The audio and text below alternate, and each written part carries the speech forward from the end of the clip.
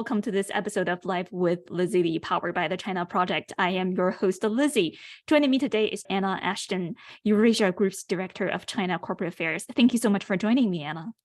Thanks for having me. So as we know, this year's 2 sessions just concluded, including a twice-a-decade leadership transition, a reshuffle of top government jobs like the premier, and also securing a 3rd term for Xi Jinping himself as president. What are the key personnel appointments that we should be focusing on? Well, of course, aside from the fact that Xi Jinping has basically clinched his 3rd term as president now, there's also vice president, which will be, we expect, Han Zheng. And he's the only outgoing Politburo Standing Committee member who's on the NPC delegation list, and that matches previous patterns. So that's more reason to think that he is going to be the vice president. Head of the NPC Standing Committee, and we think that will be Zhao Leji, and then State Premier, which will be Li Qiang, most likely. And I think that one is actually one of the more important ones because of the fact that we don't exactly know what to expect from Li Qiang. Questions around how pro-business he will be versus how pro-Xi he will be. We know that Xi Jinping consolidated power in a pretty unprecedented way with the new Politburo and Politburo Standing Committee. He has stacked them with people who are sort of Xi acolytes or Xi aligned. And we also know that Li Qiang presided over the Shanghai lockdown, which clearly wasn't something that most people in Shanghai were a huge fan of, but it seems to have served him well in terms of his incoming role in Xi's 3rd administration. Will he be more on the pragmatic side or more on the do what he thinks Xi wants him to do side? It's hard to tell. Yeah, indeed, it is hard to tell. I wanted to turn to foreign policy a little bit. As you know, China's position on Russia's invasion of Ukraine has been hotly debated. Do you think Beijing will pivot away from its no-limit partnership with Russia in any significant or substantial sense? I don't think that Beijing can really afford to pivot away too much. Russia is incredibly important, maybe more important than ever for China, at least in the last several decades. As a partner for pushing back against what China perceives to be Western hegemony and an increasingly aggressive type of Western hegemony. And so I don't think that Beijing is interested in withdrawing support in such a way that it creates further risk that Russia will lose the war demonstrably. I think, though, that China also can't really afford to lean too much further into its partnership with Russia, at least when it comes to the war in Ukraine, because that would risk alienating key European trading partners who may be willing to look away from a lot in order to not have to deal with the fallout of a plummeting China-Europe trade relationship at the same time that they're dealing with the fallout from the Russia-Ukraine war, but probably wouldn't look away from, say, significant military aid to Russia. Right. And of course, Beijing also needs to manage its currently pretty tense relationship with Washington. How do you expect Xi Jinping to improve or change the trajectory of US-China relations, if any? I don't know that Xi Jinping really feels that he is in a position to do a whole lot to improve the trajectory of the relationship with the United States. And to the extent that he is in a position to do anything, arguably he's already doing it. In November, when he met on the sidelines of the G20 summit face-to-face with President Biden, they both agreed that they wanted to stabilize the relationship, put a floor under it, prevent it from worsening at a faster rate than it already is, essentially. And I think that they've both lived up to that commitment in the sense that there's been much more high-level engagement, but things have really taken a turn or hit a lot of bumps in the road with the balloon incident, with Washington's loudly expressed concerns about potential military support for Russia that China may or may not be considering. And it's clear that this is a really difficult relationship to navigate, that there's not a whole lot of trust left on either side.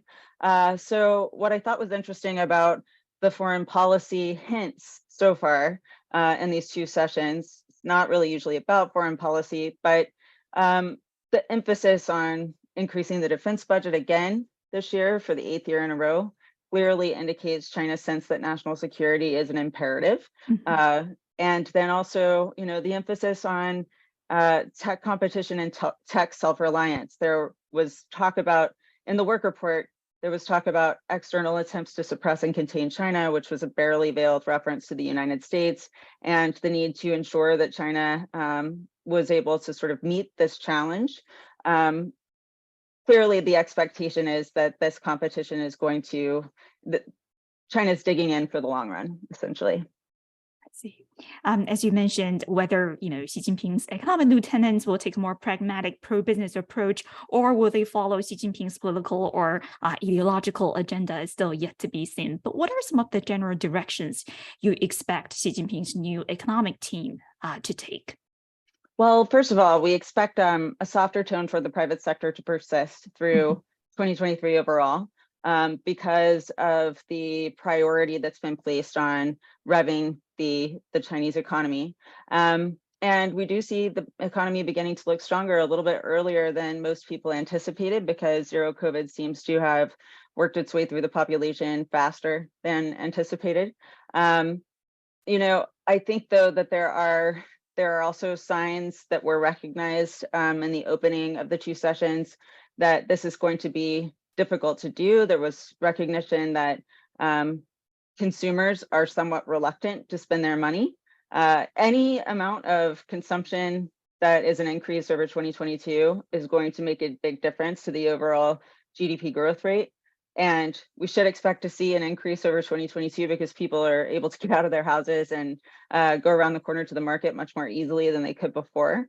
But at the same time, I think that speaks to the fact that people still have a lot of uncertainty about what the future holds, given that they've been through this protracted period of time when it was very unpredictable when they would be able to go to work and when they wouldn't. And so trying to get consumers to spend more is going to be a major emphasis. That's just 2023, though. I thought it was interesting that common prosperity wasn't really mentioned. So it's clearly on the back burner, but I don't know that it's on the back burner permanently, or that the ideas behind it are on the back burner permanently. I mean, I think that, Xi Jinping has some skepticism about the private sector and its potential influence over politics. And he is likely to move in directions that remind us of that at some point in the future. But he's also not inherently against economic growth, needs some growth to achieve his political and national objectives. And I think the fact that they set a 5% target GDP growth rate for 2023 reflects that. It would be a significant boost from 2022, which was 3%, but at the same time, it's kind of on the conservative side, I think, calibrated to be achievable. Well, this is so helpful. Final question for the day.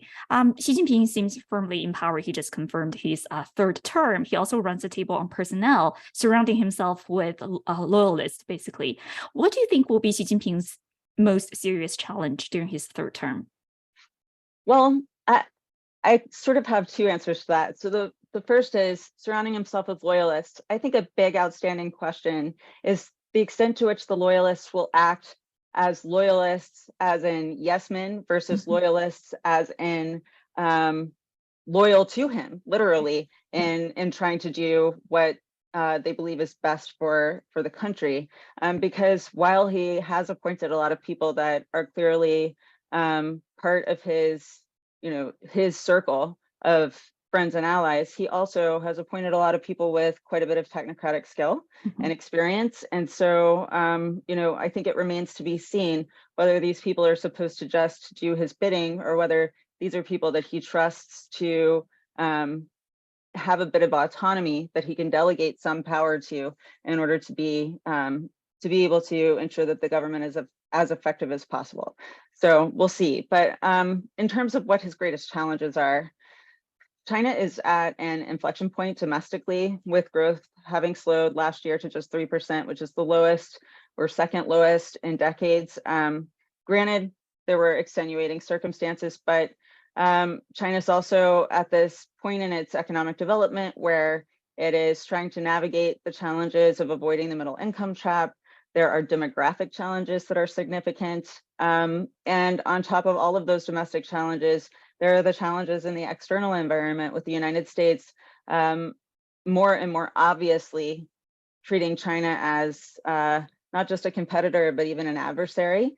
And the difficulties of navigating relationships between important trading partners who are traditional allies of the United States, and important geopolitical partners who are moving further and further away from those Western countries. So I think he's got dual challenges, both leading the country and ensuring prosperity in circumstances that are more difficult than those of previous decades, and also trying to ensure that foreign policy is conducted deftly in an incredibly challenging time for the global rules and norms.